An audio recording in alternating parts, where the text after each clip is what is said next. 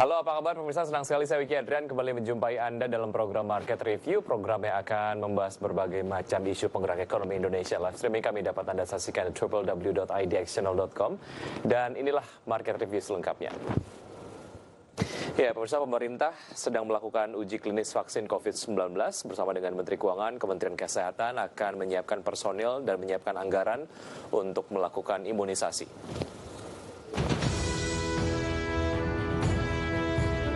Uji klinis vaksin COVID-19 sudah memasuki tahap ketiga. Jumlah lembaga dan kementerian juga tengah berkoordinasi terkait dengan pengawasan uji klinis terhadap 1.620 sampel. Terkait hal tersebut, Menteri Kesehatan Terawan Agus Putranto menyampaikan bahwa hal ini Kementerian Kesehatan akan berkoordinasi dengan Kementerian Keuangan untuk siapkan personel dan anggaran saat dilakukan imunisasi. Terima kasih. Assalamualaikum warahmatullahi wabarakatuh. Dari rapat terbatas tadi, Kementerian Kesehatan menyiapkan personil untuk melakukan imunisasinya dan juga menyiapkan penganggarannya. Dan itu kami akan bahas bersama dengan Kementerian Keuangan terutama, dan mudah-mudahan semuanya berjalan lancar dan diridhoi oleh Tuhan Yang Maha Kuasa. Sebelumnya sebanyak 2.400 vaksin COVID-19 dari Sinovac China sudah tiba di Indonesia. Vaksin ini akan melalui proses uji klinis yang dilakukan oleh perusahaan produsen vaksin nasional Bio Farma. Uji klinis tahap 3 akan dilakukan pada bulan Agustus 2020. Direktur Utama Bio Farma Honesti Bashir mengatakan uji klinis vaksin COVID-19 dijadwalkan berjalan selama 6 bulan sehingga ditargetkan akan selesai pada bulan Januari 2020. Dari Jakarta, Riki Iskandar, Fakti Satrio, Senjli Pangabean, IDX Channel. Ya, pemirsa, untuk membahas tema kita hari ini, kita sudah bergabung melalui aplikasi Zoom Bapak Iwan Setiawan, Head of Corporate Communication PT Bio Farma Persero. Selamat pagi, Pak Iwan. Selamat pagi, Mas Riki. Terima kasih, Pak Iwan. Selamat pagi, pemirsa. Sudah bergabung. Iya, apa kabar, Pak Iwan? Alhamdulillah, baik-baik, Mas. Oke, semoga kita sehat selalu ya, Pak Iwan. Amin. Baik, mengenai satu hal yang kemudian ini nampaknya ditunggu oleh seluruh masyarakat di Indonesia ataupun dunia, mengenai keberadaan dari vaksin COVID-19 yang kemarin sekitar 2.400 vaksin COVID dari Sinovac sudah sampai di Indonesia. Setelah itu tahap yang akan dilakukan oleh Bio Farma, apa Pak Iwan? Ya betul, memang kami kemarin sudah menerima vaksin COVID-19 dari Sinovac sejumlah 2.400 ya pada tanggal 19 Juli yang lalu. Nah, ini selanjutnya akan kita lakukan pertama karantina dulu di Lab Bio Farma sekaligus melaksanakan uji di laboratorium untuk menguji sterilitasnya, kemudian untuk menguji titernya. Kemudian setelah itu kita akan melakukan yang namanya uji klinis fase 3. Nah, ini adalah merupakan fase terakhir dari pengujian sebuah vaksin. Yang sebelumnya tentu saja ada yang namanya preklinis, kemudian uji klinis fase 1 dan fase 2 yang sudah dilakukan di China. Nah, sekarang akan kita lakukan uji fase 3 di Indonesia. Ini merupakan uji klinis terakhir yang dilakukan dan memerlukan multisenter. Jadi bukan hanya di Indonesia saja, tetapi juga dilakukan di Brazil, di Bangladesh, di Turki, Chili, dan Indonesia. Nah, ini hasilnya harus sama. Nah, ini seperti itu, Mas, yang akan dilakukan. Baik, artinya banyak negara-negara yang juga sedang melakukan uji klinis tahap ketiga untuk vaksin-vaksin yang memang akan ditemukan ataupun mungkin dikembangkan, digunakan lah ya di negara masing-masing. Baik, untuk dalam proses yang ini, Mas. Ya. Untuk vaksin yang ini maksudnya, vaksin yang untuk yang dari vaksin Sinovac ini. COVID-19. Baik, ya. Dalam proses uji klinis selama 6 bulan, Pak Iwan, untuk di Bio Farma sendiri, itu tahapnya apa saja? Ya, itu kita akan melakukan uji klinis terhadap 1.620 subjek, Mas. Itu dengan subjek kriteria diantaranya adalah usia dari mulai 18 sampai 59 tahun. Nah, kemudian nanti subjek ini akan mendapat suntikan vaksin ya, bukan virus ya, tapi suntikan vaksin ini itu sejumlah 2 kali. Jadi hari pertama dan hari ke-14, dan setelah 6 bulan kita lihat titernya, Mas. Kita lihat itu kandungan antibodinya, sehingga itu kalau memang berhasil, itu kita bisa gunakan vaksin tersebut. Baik. Ya, ada sebetulnya harapan dari Presiden Joko Widodo untuk kemudian mempercepat proses uji klinis dari vaksin COVID-19. Kemudian sudah disampaikan kalau bisa 3 bulan sudah selesai. Tapi Bapak Dirut Bio Farma mengatakan bahwa memang tidak bisa gitu ya, waktu yang diperlukan lebih dari itu. Sejauh ini apakah memang ada upaya untuk bisa mempercepat prosesnya, Pak Iwan? Atau memang ya 6 bulan sudah waktu yang kemudian paling cepat? Ya, untuk uji klinis ini kita kan harus memenuhi dari standar regulasi maupun secara saintifik, Mas. Jadi ada kalau kita istilahkan masa inkubasi yang tidak bisa kita tawar-menawar ya. Jadi secara saintifik memang 6 bulan itu adalah waktu yang optimal untuk melihat bagaimana reaksi dari vaksin ini gitu. Jadi ada dari sisi regulasi maupun dari sisi saintifiknya kita harus penuhi persyaratan. Baik, tapi ada kemungkinan nggak Pak Iwan prosesnya bisa selesai lebih cepat? Saya pikir itu 6 bulan itu sudah maksimal ya, sudah yang laksana. Baik, baik. Ya, Pak Iwan, mengenai maksimalisasi teknologi yang dimiliki oleh Bio Farma sendiri untuk mengakselerasi uji klinis tahap 3 dari vaksin COVID-19, seperti apa upayanya? Yang kita lakukan untuk memaksimalkan ini adalah uji klinis. Yang pertama tetap harus memperhatikan dari unsur safety dan kualitasnya. Tapi percepatan yang mungkin bisa kita lakukan adalah dengan menambah site atau center uji klinisnya, Mas. Dan ini sudah kita lakukan gitu. Ini sudah maksimal di kita lakukan. Seperti itu. Baik, ada pernyataan yang kemudian sudah disampaikan ke berbagai media mengenai kapasitas maksimum 250 juta dosis dan kecukupan untuk memenuhi kebutuhan vaksin. Pertimbangannya seperti apa, Pak Iwan?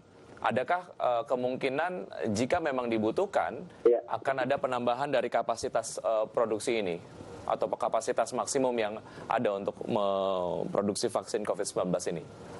Ya, memang untuk kapasitas pembuatan atau kebutuhan pertama untuk kapasitas di kita dulu, Mas ya. Karena memang Bio Farma secara keseluruhan kita memang punya kemampuan kapasitas dosisnya itu sejumlah 2 miliar per tahun, Mas. Tapi kan yang kita buat bukan hanya vaksin COVID-19 saja ya. Baik. Nah, ada vaksin lain yang memang juga sangat dibutuhkan. Jadi untuk COVID-19 ini kapasitas kita untuk tahap pertama itu adalah 100 juta dosis ya. Kemudian kita akan maksimalkan sampai dengan 250 juta dosis. Nah itu kapasitas yang optimal yang bisa kita lakukan di Bio Farma. Ya, Pak Iwan, mengenai persamaan kompetensi Sinovac dengan Bio Farma, sebetulnya dalam hal apa saja sehingga kemudian diputuskan bahwa vaksin yang didatangkan ke Indonesia itu adalah dari Sinovac Tiongkok? Ya, yang pertama itu kesamaan kita dengan Sinovac itu dari sisi platform teknologi, Mas. Karena teknologi pembuatan vaksin itu kan, vaksin itu setidaknya ada 4 jenis vaksin, Mas. Ada vaksin lab attenuated, kemudian ada vaksin inactivated, kemudian ada vaksin toxoid vaksin, kemudian ada rekombinasi. Nah, ini yang dibuat di mereka itu adalah yang inactivated, Mas. Nah, kita yang selama ini dibuat di Bio Farma juga sama. Jadi artinya kesamaan teknologi itu sehingga kita tidak perlu lagi ada pengembangan dari sisi teknologi, tapi kita sudah menguasainya di Bio Farma. Karena nanti tinggal kita membuat secara massal saja gitu.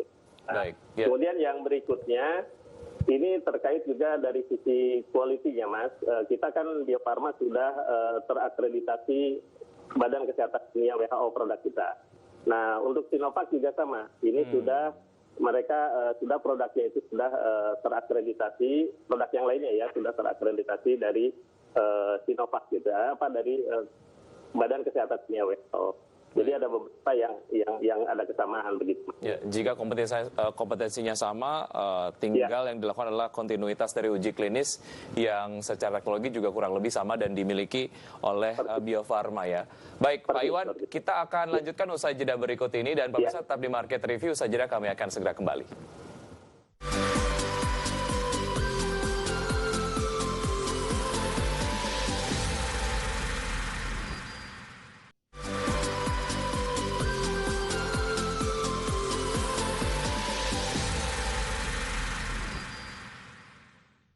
Terima kasih Anda masih bersama kami dalam Market Review. Pemirsa, berikut kami akan sampaikan beberapa data. Yang pertama adalah mengenai jumlah dan fase uji coba vaksin. Kami kompilasi datanya dari di New York Times di 22 Juni 2020. Jumlah vaksin yang sudah masuk ke dalam tahap uji praklinis sebanyak 125 vaksin. Kemudian vaksin yang sudah masuk dalam fase 1 atau uji keamanan ada 10 vaksin. Dan jumlah vaksin yang masuk ke dalam fase 2 ataupun uji pengembangan ada 8 vaksin dan jumlah vaksin yang masuk ke dalam fase 3 atau uji pengembangan terdapat 2 vaksin dan yang sudah masuk ke dalam proses persetujuan belum ada ataupun masih 0 gitu ya jumlahnya. Dan berikutnya adalah ini jenis obat dan vaksin berstatus uji klinis hingga 10 Juli 2020. Untuk jenis obat ataupun vaksin perawatan sebanyak 1.344 pengujian. Kemudian untuk komplikasi COVID-19 sebanyak 744 pengujian. Pneumonia COVID-19 737 pengujian. COVID-19 berat ada 555 pengujian dan lain sebagainya. Dapat Anda saksikan di layar televisi Anda. Dan data berikutnya adalah tentu saja mengenai produsen dan inovator vaksin dunia. Prosentasenya masih dikuasai ataupun mungkin dilakukan oleh Eropa, negara-negara di Eropa sebanyak 76%, kemudian Amerika Utara 13%, Asia 8%, salah satunya adalah tentu saja di Indonesia, kemudian negara-negara lainnya sebanyak 3%, dan ini kami kompilasi datanya dari Vaccines Europe pada tanggal 18 Maret 2020. Kami lanjutkan perbincangan bersama Pak Iwan. Pak Iwan, jika bicara mengenai institusi-institusi yang diajak kerjasama lah ya, ataupun mungkin berkoordinasi dengan Bio Farma pada saat uji klinis tahap 3 vaksin COVID-19 di Indonesia, siapa saja yang diajak kerjasama? Ya, kalau untuk pelaksanaan proses uji klinisnya sendiri, kita bekerja sama dengan Fakultas Kedokteran Universitas Padjadjaran. Ya, khusus untuk uji klinis tahap 3 itu. Jadi itu dengan Fakultas Kedokteran Universitas Padjadjaran gitu. Ya, untuk institusi lain? Kalau uji klinis fase 3 hanya dengan Fakultas Kedokteran Unpad saja, Mas. Baik. Ya. Tapi tentunya kalau dalam proses perizinan dan registrasi itu pasti melibatkan ada Badan POM gitu, Mas. Itu tetap ada. Nah, tapi untuk khusus pelaksanaan uji klinisnya itu kita dengan FK Unpad. Baik. Iya, Pak Iwan, setelah Sinovac menyampaikan vaksin yang sudah siap untuk dilakukan uji klinis tahap 3 sebanyak 2.400 ini, koordinasi ataupun mungkin komunikasi yang dilakukan dengan Bio Farma sejauh ini follow up-nya seperti apa?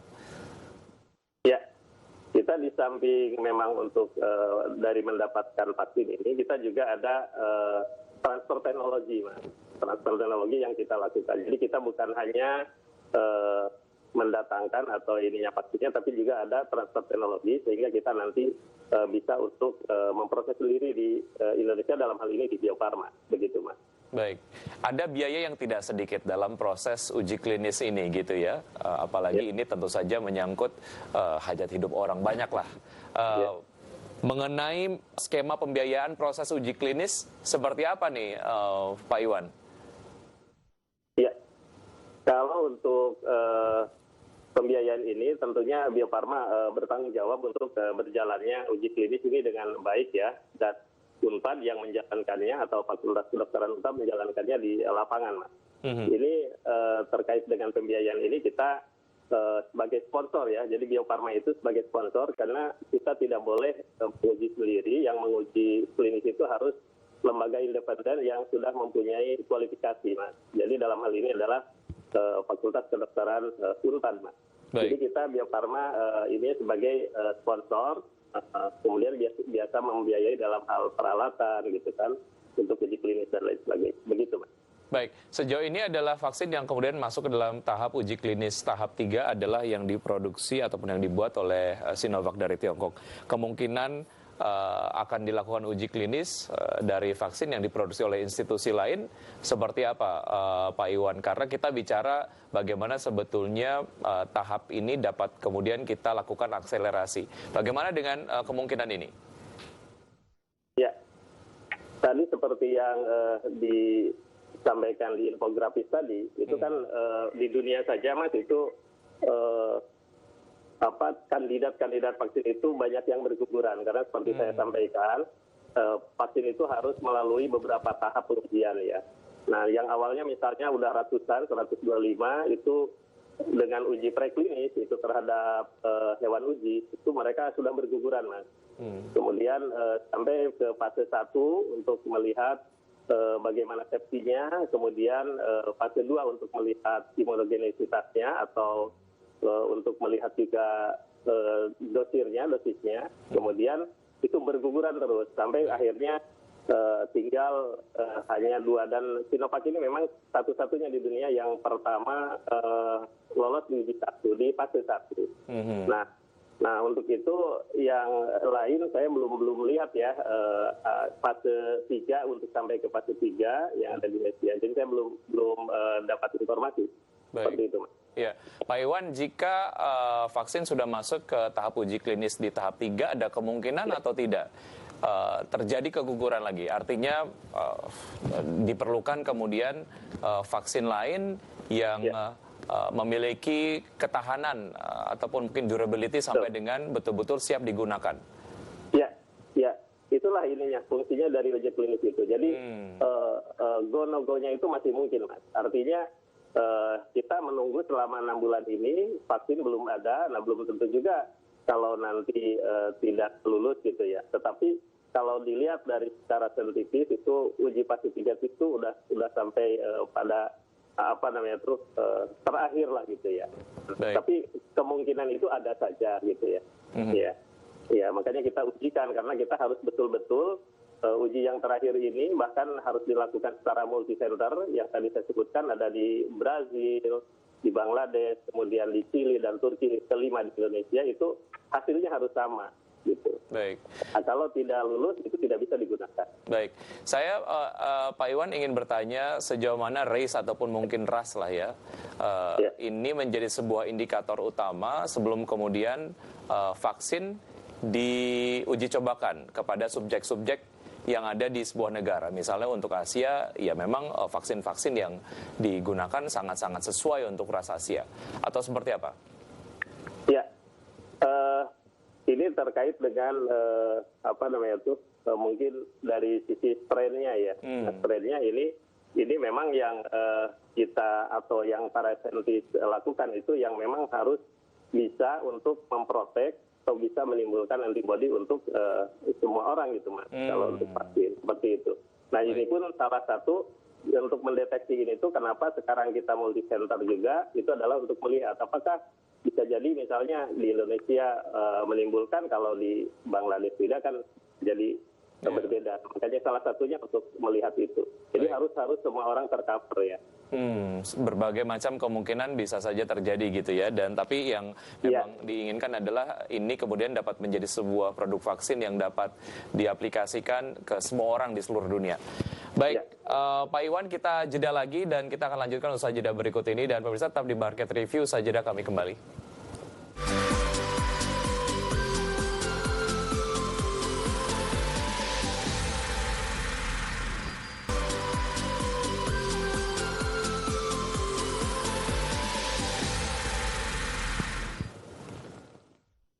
Ya, terima kasih Anda masih bergabung bersama kami pemirsa dan masih berbincang dengan Pak Iwan dari Bio Farma Persero.